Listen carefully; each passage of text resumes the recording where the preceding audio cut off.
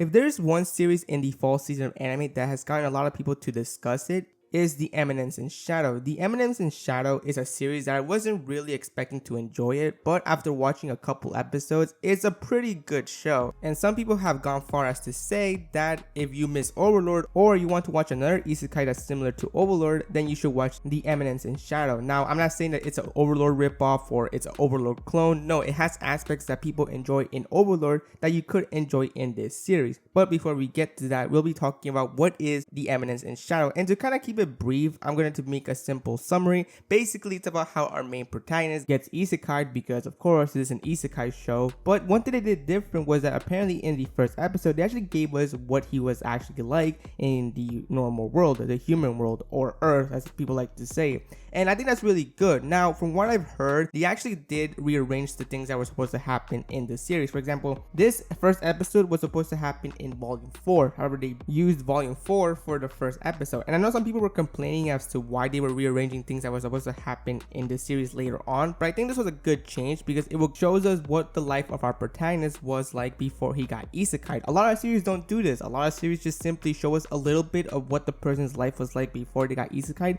And that's it. Then it just goes to the isekai world just like that. In this one, it was completely different as we got a full episode seeing how his life was like before he got isekai'd. And I think this is really neat because we got to see how his life was like before he got isekai'd, and we also got to see his personality before he got isekai'd. And it's something that hasn't really changed because our protagonist, Sid / Shadow, whichever name you want to go by, in terms of personality, he hasn't really changed a whole lot. You see, before he got isekai'd, he was still a person who wanted to become stronger, but the fact is that he did not want to get a lot of attention. He wanted to be doing stuff in the shadows, all secret, all behind the scenes stuff. Or as he put it, he wants to be the background character. He doesn't want a lot of attention. And already while I'm saying this is already reminding me of another character. Sorry, I just had to point that out. But the only downside that Sid / Shadow had when he was still alive was the fact that the human body has limits. You see, he wanted to get stronger and wanted to do stuff behind the scenes, but he couldn't because, like I mentioned, the human body has limits. But of course, that all completely changed once he got isekai'd, because once he got isekai'd, he got OP.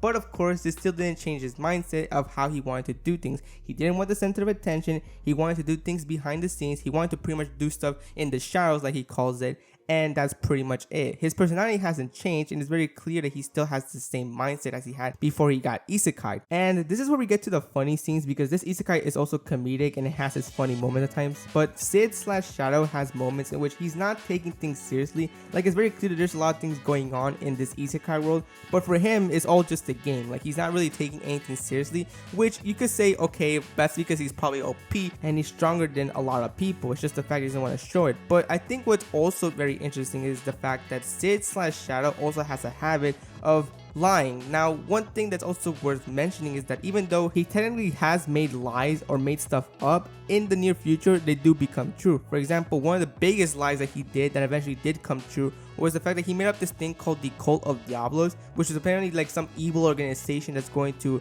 destroy the world or something. At first, it was very clear that he made that stuff up, but as the series goes on, you eventually find out that this organization is actually real. But even though this is actually real and there's an actual threat in this isekai world, for some reason he still thinks that that's not the case. Like, he has said numerous times in this series that, you know, he believes it's all just part of the game, like this is not actually true. In fact, his group, the Shadow Garden, they're actually taking this seriously, but for some reason he's still oblivious to that fact and still believes that the members of Shadow Garden are just playing his game, which I don't even know why he thought of that, but okay. And this is where people compared The Eminence in Shadow to Overlord, because both protagonists have very similar things. Sid / Shadow does things that you've seen Ainz from Overlord do. You see, there's a lot of comparisons that you can make between Sid and Ainz. The main ones are that they both sometimes have habits of not realizing the extent of a situation or not really understanding what's actually going on and pretending that they actually do know what's going on. The only huge difference is that Ainz doesn't lie constantly. Like, yeah, he sometimes pretends he knows what's actually going on when he doesn't, but he doesn't outright lie. He doesn't outright tell,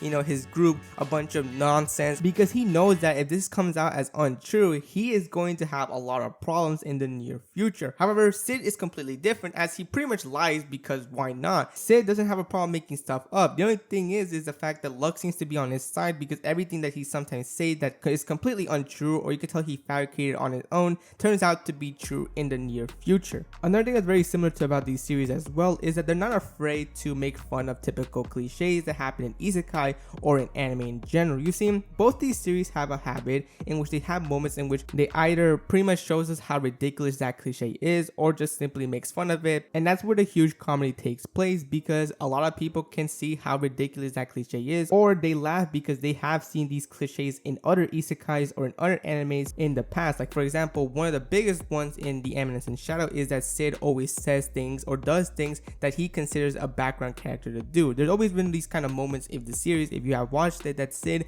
does things that according to him is something a background character would do, whether it's acting a certain way or having friends that you could consider also background characters or just really not important at all. But even though this series is mostly comedic, it has shown that it could get really dark sometimes. I mean, they have shown that they're not afraid to hold back, whether it's showing people get killed, show a lot of blood or a lot of destruction, etc. Like, even though this series is mostly comedic and it's mostly just a comedy isekai, this still has its dark moments, which I wasn't really expecting. I haven't read the source material, so I didn't know this stuff could actually happen in this series, but it does happen. But I think that's what also makes the series very entertaining, because you don't know what's going to happen next unless you have read the source material. And even though the series isn't perfect, because nothing is ever going to be perfect, I've seen a lot of people say, one of the things I've seen a lot is people saying how they don't really like when Sid says all this edgy stuff. Like for example, there are moments where Sid says that he's Shadow and he wants to do things behind the scenes and that he's part of the Shadow Guard and stuff like that. A lot of people consider that edgy, and in some cases people say that's cringy to hear, because a lot of people say that that's something that you would expect from a kid in the 2000s to say. Or even seen a few criticisms of saying how the animation isn't that great and how it's kind of like generic isekai art style slash animation, which I see where they're coming from. But if you have watched the series, you know that it has moments where you could tell where the budget went. But even still, like, the animation is still fine, the art style is still great. I don't have an issue with them at all. And these are only just a few things that people criticize. Overall, people still think it's a solid show. It's a very hilarious isekai of the season of fall anime, and I'm kind of curious as to where the story is going to go, because as of right now, episode 6 just aired, so I'm really curious where they're going to end in this series.